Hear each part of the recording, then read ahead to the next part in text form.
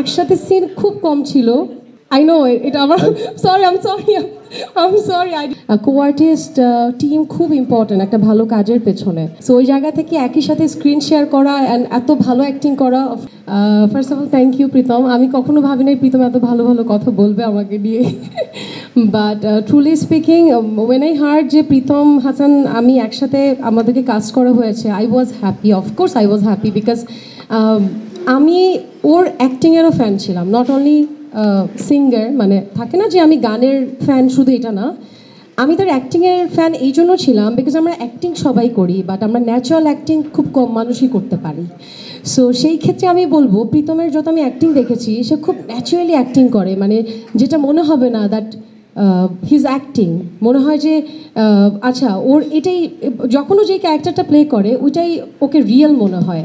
So ওই জায়গা থেকে আই ওয়াজ হ্যাপি যখন আমাকে প্রীতম ভাইয়া বলে এই প্রীতমের কথা।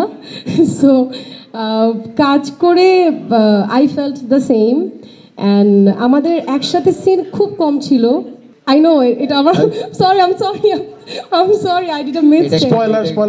এটা কেটে দিন।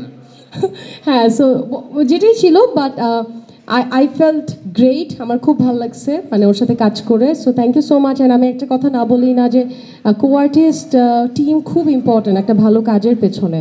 সো ওই জায়গা থেকে আমার কো-আর্টিস্ট, আমার টিম, আমার ডিরেক্টর সবাই আসলে অনেক সাপোর্টিভ ছিল। So thank you everyone. একটা কথা I have to say about Parsa, সেটা হচ্ছে আমি যখনই দেখছিলাম মাঝে মধ্যে আমার পাশে দুজনই আমার কো অ্যাক্টর হচ্ছে singer, I am the only person যে কিনা অ্যাক্টিংয়ে ট্রাই করছি। সো আমি ইনসিকিউর ফিল করছিলাম মাঝে মধ্যে, but if I say something about her, she is a sweet heart. And আমি ওকে চিনি হচ্ছে যখন আমার খুব ইম্পর্টেন্ট দুইটা কাজে ও আমার দুইটা গান গিয়েছিল।